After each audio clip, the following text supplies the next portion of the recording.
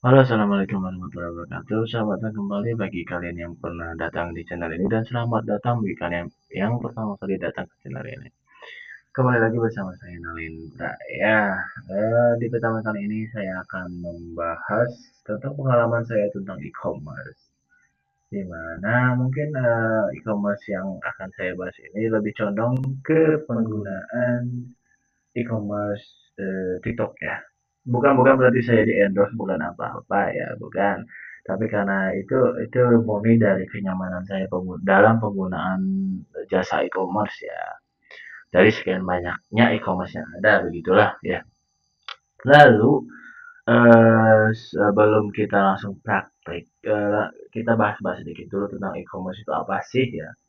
Nah, e-commerce itu kalau berdasarkan pengertiannya itu adalah kegiatan jual beli atau transaksi yang dilakukan secara online melalui media elektronik seperti internet. Nah, e-commerce ini memungkinkan pelanggan untuk berbelanja kapan saja, di mana saja, dan di perangkat apa saja tanpa perlu mengunjungi toko secara fisik. Itulah keuntungan dari e-commerce di mana mungkin sebenarnya awalnya e-commerce itu dibangun atas keresahan-keresahan yang terjadi ketika berbelanja secara fisik. Contoh nih, contoh. Contohnya itu adalah ketika kita harus pergi ke pasar untuk berbelanja itu tentu butuh ongkos. Buat bolak-baliknya aja kan PP lumayan tuh biasanya. Bensin aja misalkan perjalanan 1 jam 15.000, 17.000 kalau buat motor gigi. Kalau misalkan buat motor matic itu 20.000, 30.000 lah, lebih mungkin. Itu salah satunya. Kedua, ada yang namanya pencopet. Takut yang kayak gitu-gitu kan. Maksudnya kan kita udah kerja capek-capek, duitnya ada buat beli barang-barang kita, kok malah diambil sama orang yang nggak bertanggung jawab kan itu kan nggak itu meresahkan lah ya, nggak enak lah ya kalau misalnya sampai kejadian kayak gitu. Lalu yang ketiga ada yang namanya premanisme. Takutnya ini enggak semua, cuman takutnya kena premanisme gitu loh. Pas di pasar. Lalu yang keempat, ada yang namanya apalagi ya? Mungkin ada juga yang kesel banget sama yang namanya kang parkir. Nah, kang parkir ini ada kalanya dibutuhkan, ada juga enggak ya gitu ya. Soalnya kadang mereka nggak kerja tapi tetap dapat duit, kadang mereka kerja baru dapat duit. Itu kembali ke pandangan kalian apakah emang sebuah atau enggak. Lalu selanjutnya keresahan-keresahan itu didukung juga dengan adanya kemarin itu ada COVID. Nah, dengan adanya COVID dan larangan-larangan tentang apa namanya tentang jaga jarak, tentunya pergi ke pasar itu bukan pilihan yang bijak dong ya. Bukan pilihan yang bijak untuk dilakukan dalam keadaan di mana terdapat penyakit menular yang bisa saja mematikan, yang bisa tertular kepada kita ketika berbelanja ke pasar secara fisik tentunya.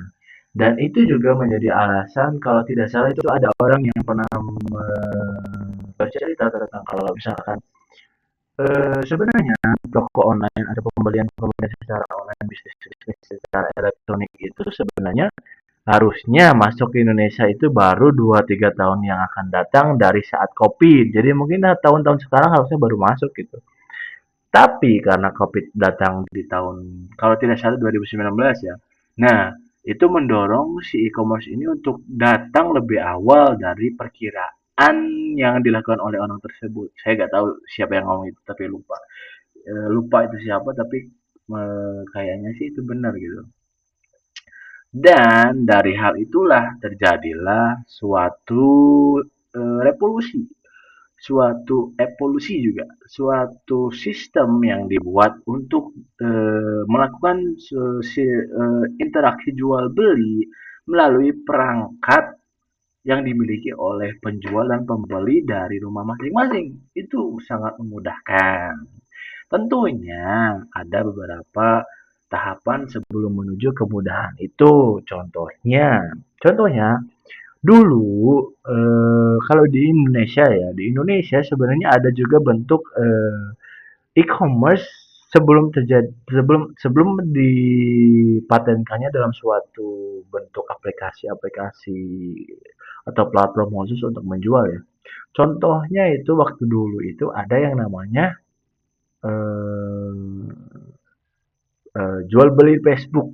Nah, kalian pasti untuk orang-orang yang cukup tua, maaf, cukup dewasa atau cukup berumur, biar kemungkinan besar pernah melakukan ini atau kenal dengan hal ini. Di mana dulu itu sempat rame itu kayak misalkan COD lah, COD itu kan kadang-kadang yang belinya satu tapi yang COD-nya kok kayak mau tawuran banyakan gitu. Itu kan salah satu bentuk kurang efisiensi lah ya. Lalu ada juga yang takut kena tipu lah, juga berapa lah, itu suatu keresahan juga kan jadinya. Nah, itu mungkin salah satu bentuk awal dari e-commerce yang ada di Indonesia. Lalu selanjutnya mulailah bermunculan kayak kalau yang saya kenal pribadi, salah saya pribadi ya, yang paling menurut saya paling evolusioner itu dulu itu Gojek itu. Sebelum sebelum saya kenal e-commerce yang lain untuk menjual barang dan segala macam secara khusus itu saya justru kenalnya sama Gojek dulu, di mana itu memudahkan untuk memesan suatu jasa antara jemput dan juga jasa pembelian barang itu salah satu bentuk e-commerce juga sebenarnya. Cuma kalau untuk bentuk langsung e-commerce-nya saya baru kenal itu sedikit di Tokopedia. Tokopedia di Bukalapak, beli-beli terus sekarang lebih banyak dibahas juga Shopee banyaknya eh, apa pro sell sell gitu kan misalnya kayak produk-produk atau dagangan-dagangan yang dikasih promo-promo gitu. Lalu selanjutnya yang menjadi bahasan utama saya yaitu adalah TikTok Seller. Nah, TikTok Seller ini memiliki suatu sistem yaitu keranjang kuning. Hai, keranjang kuning TikTok.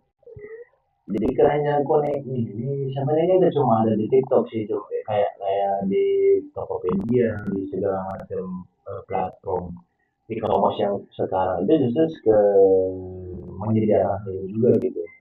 Tinggal copy link, cantumkan dalam videonya, terus nanti kalau udah klik langsung pindah ke e-commerce yang jual barang kita gitu. Nah ini untuk pengadaan sendiri itu fitur yang kita pengguna untuk menampilkan produk yang dijual selama live TikTok. Nah, ini dia yang jadi bahan utama saya.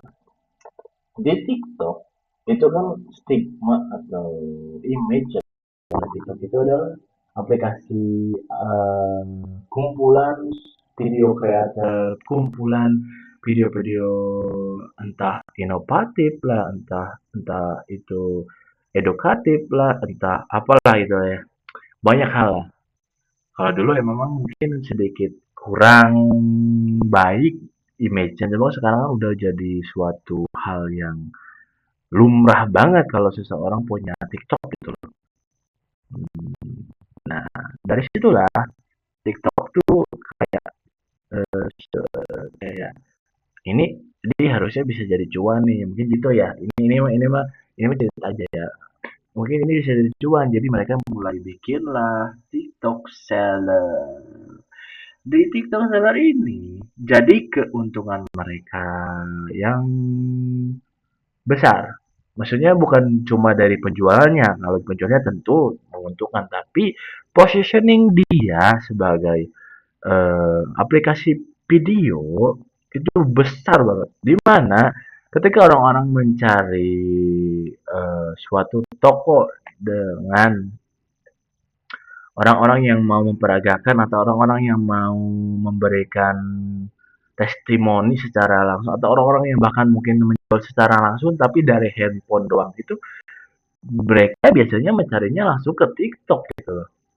Di mana tentu ketika ada orang yang merespon secara langsung kita juga yang mau membeli juga akan akan apa ya namanya, akan percaya lah, akan mudah percaya gitu. Kalau misalkan dari e-commerce lain tentu ada kayak video apa video produk lah atau testimoninya lah. Tapi kan kalau dari TikTok itu bisa melakukan TikTok live gitu.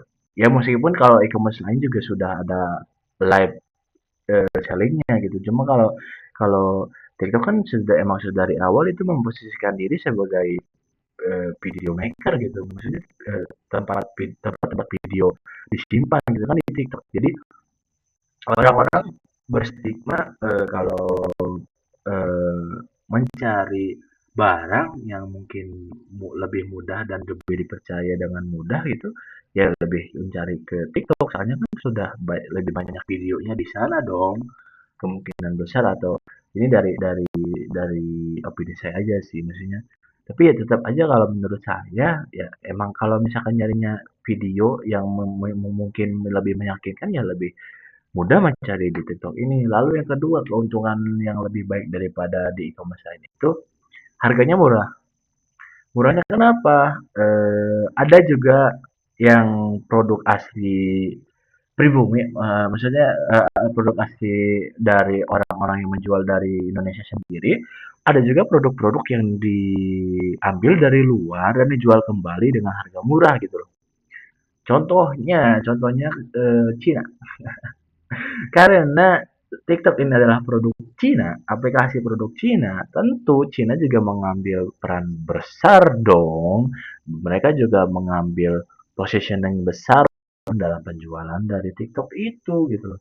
Mereka memanfaatkan sebesar-besarnya juga dengan cara mereka menjual barang-barang dari negara mereka ke negara lain dengan harga paling murah yang bisa mereka tawarkan untuk dijual ulang di aplikasi itu sendiri gitu. Di mana mungkin aja dari setiap bukan mungkin aja tapi kemungkinan besar dari setiap penjualan yang kita lakukan TikTok juga mendapatkan keuntungan kan gitu dan dan produk yang menguntungkan tersebut diambil dari Cina juga gitu ya yang pikir aja lah untuk untungnya berapa kali lipat lah kayak gitu lalu selanjutnya juga ada yang namanya eh, TikTok Seller. Ya, itu yang jadi bagian pembahasan utama saya. TikTok Seller dan TikTok biasa itu beda ya. Tolong bedain, itu beda. Beda. Pertama, TikTok Seller itu khusus bagi Anda yang mau mencoba untuk menjual. Oke, TikTok Seller. Kalau misalkan kalian hanya sebagai pembeli atau konsumen, itu kalian sebagai TikTok sebagai user TikTok biasa pun bisa gitu. Tapi kalau untuk bisa menjual, kalian harus mendaftar terlebih dahulu. Kalian kalau di kalau di HP itu ada yang namanya aplikasi TikTok Seller. Itu kalian dapat dari sana. Kalau misalkan dari laptop mungkin ke sini ya. Ininya seller center. Ya ini mesti itu juga sih. Tapi inilah kayak ke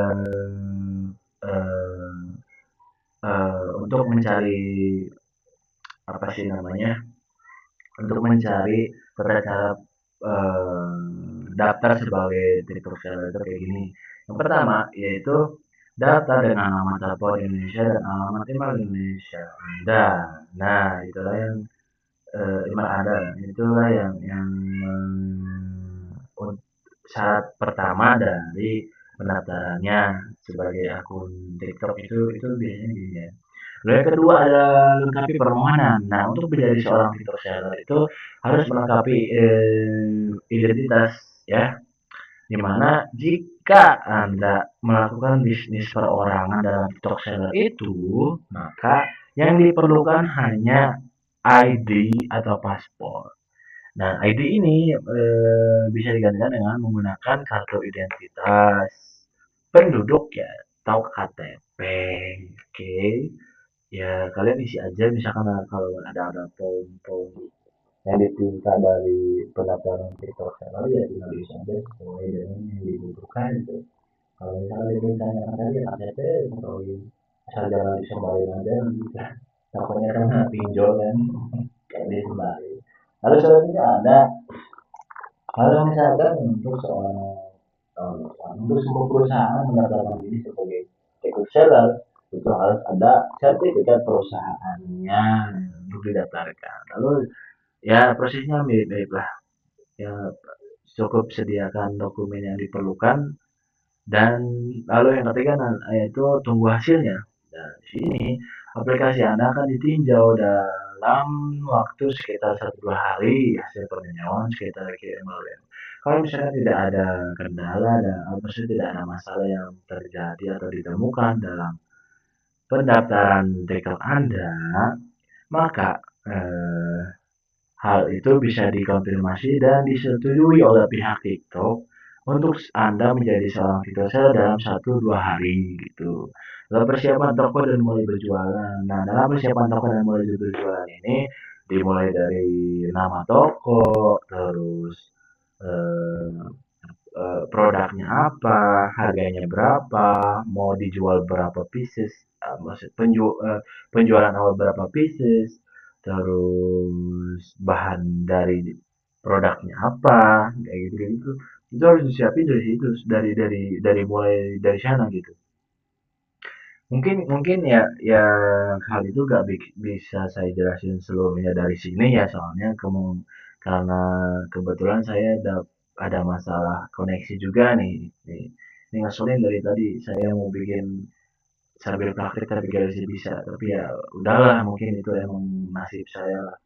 Lalu ini ada akun saya. Nah akun saya ini sebenarnya di sini udah ada 3 video ya, 3 video tentang promosi produk di mana sebenarnya itu adalah produk dummy ya atau produk palsu.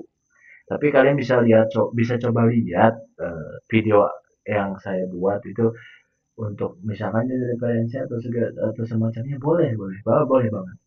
Yang terpenting misalkan kalian sudah bikin aplikasi, udah bikin akun TikTok seller, kalian nggak boleh asal comot. Itu pesan saya. Itu gak boleh banget, gak boleh. Kalau misalkan dia comot terus diedit lagi, terus diperbaharui, terus dibikin segala rupa macamnya, sampai kelihatan menjadi milik kalian dan bukan hanya asal comot, itu boleh. Tapi kalau misalkan asal comot itu gak boleh ya. Karena itu bisa kena ban. Dan selain dari konten videonya, kalian juga gak boleh asal comot produknya juga. Apa sih maksudnya asal comot? Nah, dalam hal eh, dalam hal keranjang kuning. Nah, dalam hal keranjang kuning itu dalam pencatatan produk itu kita harus cari dulu produk kita. Nah, kadang ada juga yang produk yang serupa. Di situ tuh kok suka ada tulisan dapat cuan berapa kalau misalnya kita yang jual itu kan. Kesalahan saya itu waktu pertama kali nyoba sebagai apa sih sebagai coba-coba aja gitu. Saya kira aman dong, toh saya bantu dia, toh saya nggak ganggu dia, toh saya juga bikin video saya sendiri gitu ya. Itu nggak boleh ya. Itu kebodohan saya lakuin saat pertama kali mencoba TikTok saya gitu. Dan hasilnya ya saya kena ban gitu, kena ban 3 hari itu pengalaman saya dan itu harusnya bisa menjadi pelajaran bagi kalian untuk tidak boleh melakukan itu, oke? Okay? Apalagi kalau misalnya bagi kalian yang mencoba-coba untuk tugas gitu, itu fatal banget. Soalnya misalkan tenggatnya berapa hari doang tapi kena bandnya lebih dari hari yang ditentukan itu bahaya. Kamu bisa kena pengurangan nilai kan, bahaya. Makanya nggak boleh sebenarnya. Ya, itu aja sih sebenarnya kalau misalkan mau ini. Kalau misalkan mau coba lihat produk saya atau video produk saya itu coba silakan dilihat aja ke link ini. Kebetulan saya lagi nggak ada WP-nya lagi error ini dari tadi. Aduh. Jadi kalian bisa langsung aja coba ini kunjungin ini ya akun saya. Di sini ada 3 video tentang produk saya yang saya yang saya upload sebagai percobaan saya gitu. Dan di bagian produknya juga sudah ada satu produk yang menjadi linked atau yang sudah ditautkan ke video produk yang saya upload sebelumnya itu sebagai keranjang kuningnya. Jadi sekalian saya coba di sini. Dan for your information aja, ini mah sekedar info aja ya. Kemarin baru aja saya beli ini earphone dari TikTok Xiaomi. Nah, ini juga salah satu alasan saya menjadi suka sebagai pengguna TikTok Shell. Di mana saya mendapatkan ini dari promo. Promo. Ini harganya kalau nggak salah sih sekitar 50 sampai sampai 100 ribu, di atas 100 ribu lah. Tapi saya dapat ini cuma 19 ribu karena promo shippingnya free dan ada potongan dari TikToknya sendiri. Dan kualitasnya bagus loh. Ini bagus loh, enak didengar. Ya pinter-pinter juga sih sebenarnya nyari-nyarinya gitu. Cuma ya kalau misalnya mau tahu penilaian apa yang saya gunakan untuk bisa kok bisa sih suka sama TikTok Shop gitu. Ya, ini salah satunya saya mengalami secara langsung produknya gitu. Saya mengalami secara langsung cara berselancar untuk mencari produk yang saya inginkan gitu. Dengan harga yang segini, dengan kualitas yang ini, yang menurut saya itu bagus loh, performanya bagus. Tapi ya tentu balik lagi pintar-pintar kita nyarinya gitu lah. Oke, mungkin itu aja. Terima kasih buat udah dengerin sampai selama ini, sejauh ini. Kurang lebihnya, wassalamualaikum warahmatullahi wabarakatuh.